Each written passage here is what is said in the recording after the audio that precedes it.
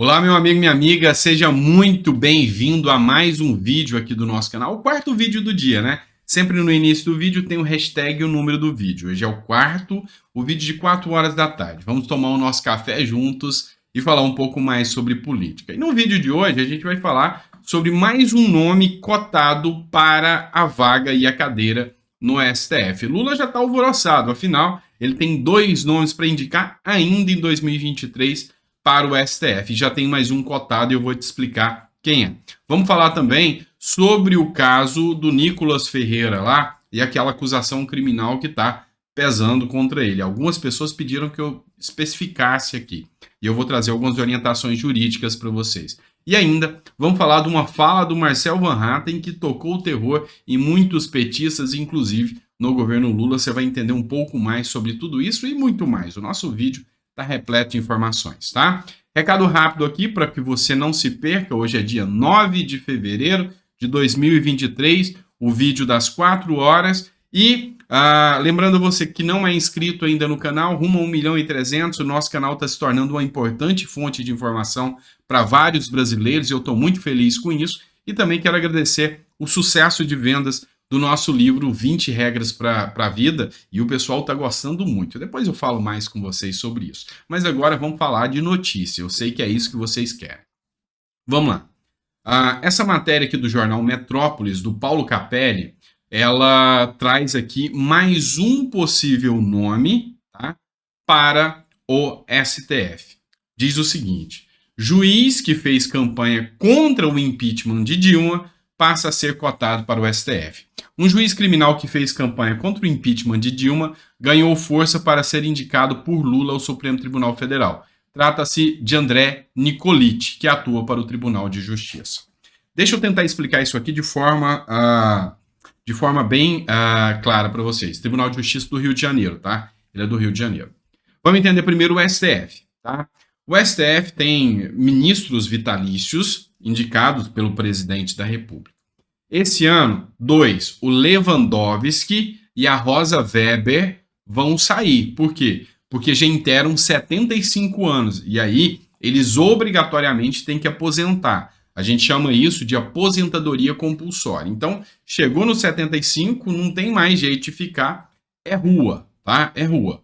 Aí, Lula vai ter uma brecha aqui para 2 nomes. Ele vai poder indicar 2 nomes. E tem 3 cotados. O primeiro cotado é o Zanin. Zanin é o advogado do Lula. Mas, para o Lula indicar o Zanin, tem 2 problemas aqui. Uma, que ele vai estar fora da lista tríplice. Tá? Então, vai ser mais difícil. E outra, que ele teceu graves acusações do Bolsonaro de ter indicado o André Mendonça, que era um aliado de Bolsonaro.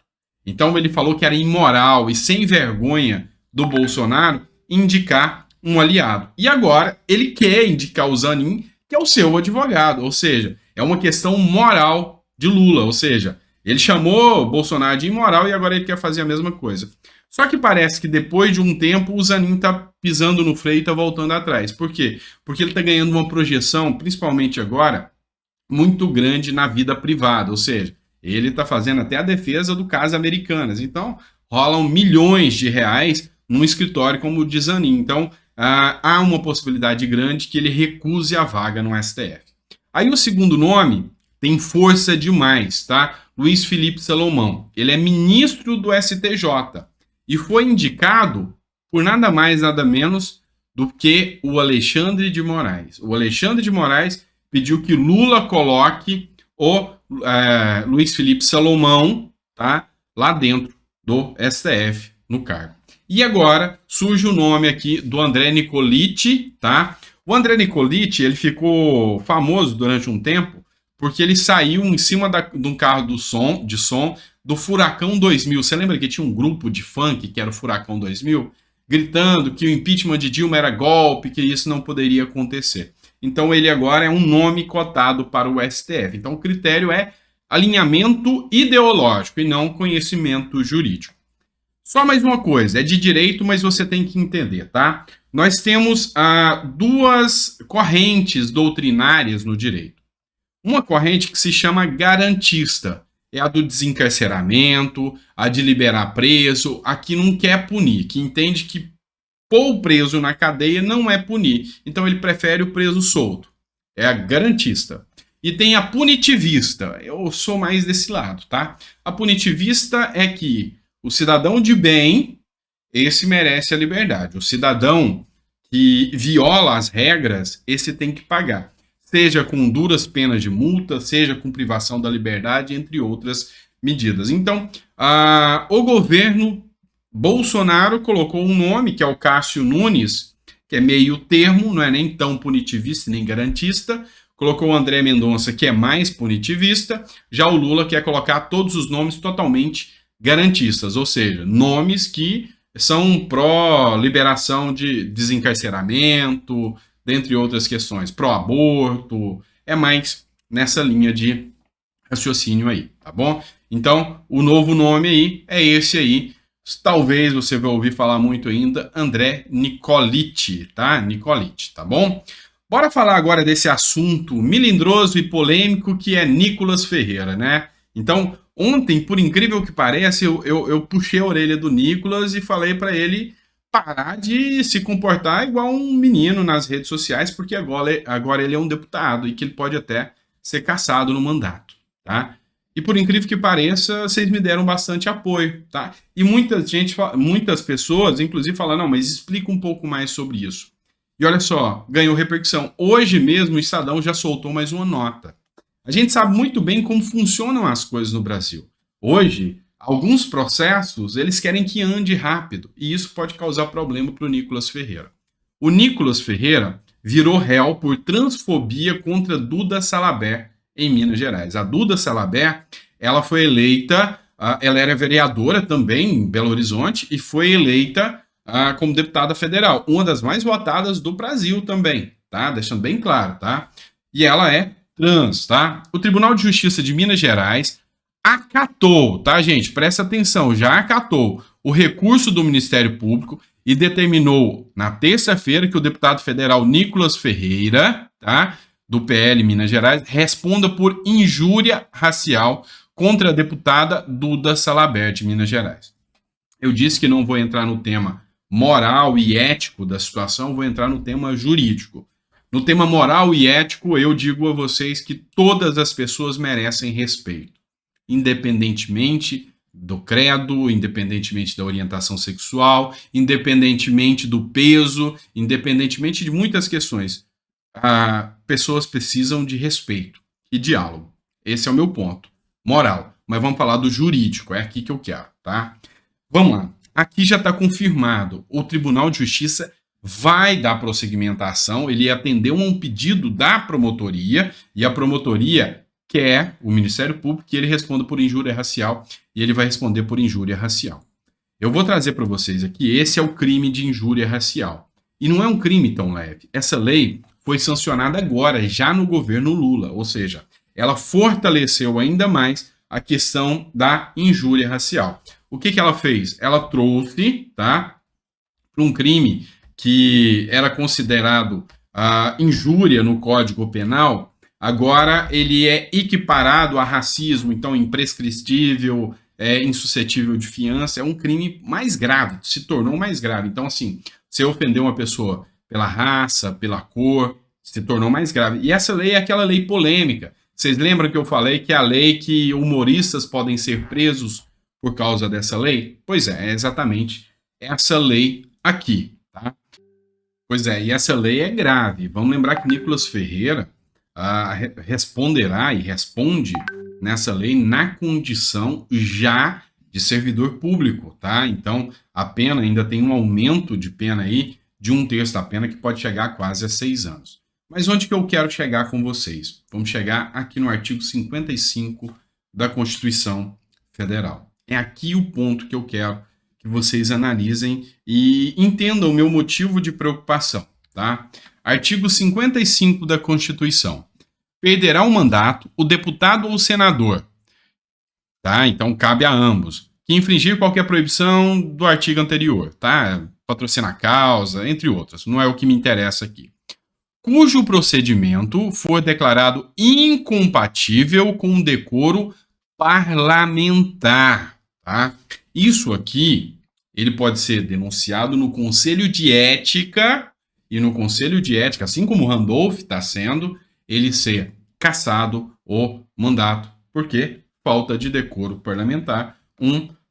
Deputado tem que agir como o tal, e não como uma criança que brinca no Twitter, tá?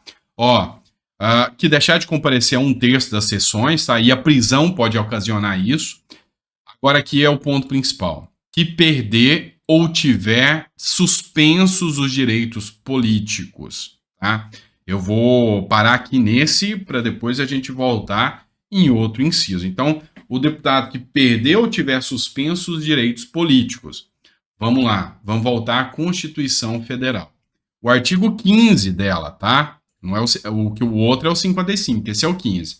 É vedada a cassação de direitos políticos, cuja perda ou suspensão só se dará nos casos de, tá? Perda ou suspensão só se dará nos casos de cancelamento da naturalização, condenação criminal transitada em julgado, enquanto durarem os seus efeitos. Então, se ele tiver uma condenação transitada em julgado, enquanto durar os seus efeitos, ele tem os direitos suspensos. O que é a defesa aqui, tá? A defesa é que, nesse caso aqui, dá para se discutir porque ele foi eleito pelo povo e tal, mas, assim, a chance é mínima dele conseguir reverter. Então, se ele for condenado, ele pode, sim, perder o seu mandato. Vamos lá. Tem outra aqui, e essa aqui é cabal, vai mostrar para vocês, tá? O inciso 6 que eu vou ler aqui para vocês, perde o mandato o deputado que sofrer condenação criminal em sentença transitada em julgado. Então, a minha preocupação aqui não é com lacração, não é com nada disso. É que é um deputado com uma representatividade gigantesca. Eu estou falando de 1,5 milhão de votos.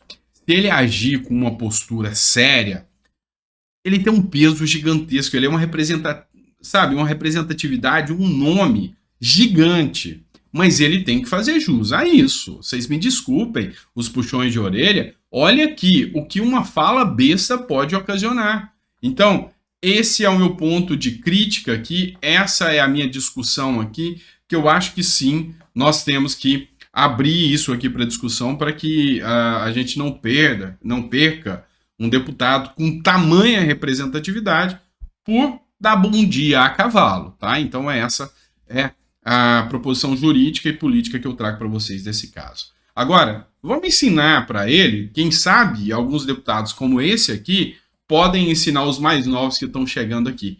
Palavras duras, esse aqui sabe o que fala, a hora que fala, e ele é incisivo. Eu estou falando do Marcel Van Hatten, tá? O Marcel Van Hatten ontem fez uma defesa lúcida, clara, e isso aqui é o papel de um deputado. Isso é o papel de um deputado sério. Fazer isso aqui, tá? Questionar o porquê que o PT pediu o sigilo, o silêncio sobre as filmagens do dia 8. Tá? Olha o que o Marcel Van Hatten colocou aqui. Eu não vou colocar o vídeo, porque senão vai ficar extenso, mas eu vou colocar aqui. Causa muita estranheza, para dizer o mínimo, o fato de que o PT e Lula terem imposto sigilo sobre as imagens das câmeras de segurança do Palácio do Planalto durante a invasão de 8 de janeiro. Mais um motivo para eu ter assinado o requerimento para a instalação da CPMI que investigará esse triste capítulo da história brasileira. E aqui, nas falas, eu não vou colocar para não estender o vídeo, ele fala, olha, no ano passado eu consegui assinaturas da CPI da toga, ou a CPI do abuso de autoridade. E ele foi claro, ele falou, olha, prestem atenção, tem 60 deputados que no ano passado assinaram, e que esse ano não assinaram de novo. E eu vou dar os nomes aqui, eu quero que vocês assinem. E ele falou que está indo atrás. Então, assim, pode ser a primeira CPI, e sendo a primeira CPI, tem uma fila. Não se instaura outra se essa não andar. Então, isso é um trabalho sério. E não ficar, me desculpem, ofendendo as pessoas na rede social, tá? Eu respeito a condição da Duda Salabert, respeito a condição daquela outra moça, influencer, que eu não lembro o nome, pela questão lá do seu peso. É lógico, tudo tem uma questão de discussão de políticas públicas, isso não vem ao caso agora, mas o respeito é necessário. E essa ação do Marcel Van Hatten, e ele é um deputado forte, imagina um homem desse com 1,5 milhão de votos, tá? É isso que eu estou dizendo para vocês, a representatividade é muito grande. Do outro lado tem o Boulos com 1 milhão, gente. Então, assim, a representatividade é muito grande. É um nome de respeito para não se dar o respeito, tá? Então precisa de seriedade e a gente pode perder ele como deputado se ele continuar nesse segmento aí. Imagina também se o Tribunal de Justiça entender que o outro caso da menina lá, ele responde por mais um crime, mais um processo. Então, a coisa vai ficando cada vez mais complexa, tá? E vocês sabem, não adianta vir falar, mas aí não é justo. Estamos falando em justiça no Brasil, estamos falando em uso da máquina pública no Brasil. Isso é o que há de verdade, tá bom? Então, espero que você tenha gostado do vídeo. Vamos lá, eu tenho que fazer meu merchan, é isso aqui que paga o leitinho das crianças. Vamos lá, brincadeira, viu? Gente, compra aí, tá? Livro 20 Regras para a Vida, como eu já disse para vocês, é um livro onde eu faço uma reflexão de frases de grandes pensadores para uma evolução da pessoa, tá? É um precinho simbólico, tá? É um preço simbólico de R$ 5,99. Você compra, ganha o livro, consegue o livro ali, ajuda o nosso canal e ainda vai conseguir evoluir como pessoa, usando, é lógico, os maiores nomes e personalidades do mundo de todos os tempos. E é assim que eu evoluo como pessoa. Então, eu quis trazer quem são minhas referências para que você possa ter muitas referências de pensamentos também, tá certo? Deixa no comentário que você gostou, que não gostou aí do nosso vídeo, tá? Dos puxões de orelha, mas assim, é porque eu me preocupo com o Brasil antes de tudo, tá? Eu me preocupo com o Brasil. O Nicolas Ferreira eu conheço pessoalmente, tá? Então eu tenho essa, vamos dizer assim, essa liberdade de dar uns puxões de orelha. Já tive com ele 2 vezes já pessoalmente, então é onde dá para dar uma liberdade, para dar um puxãozinho de orelha, mas é pelo bem, é porque a gente se preocupa com o nosso Brasil e vocês sabem disso, tá? As implicações jurídicas eu trouxe para que você pudesse ver, tá bom? Daqui a pouquinho, tá? Eu volto às 7 horas da noite com mais conteúdo para vocês, tá bom? Abraço, fiquem com Deus, até daqui a pouco.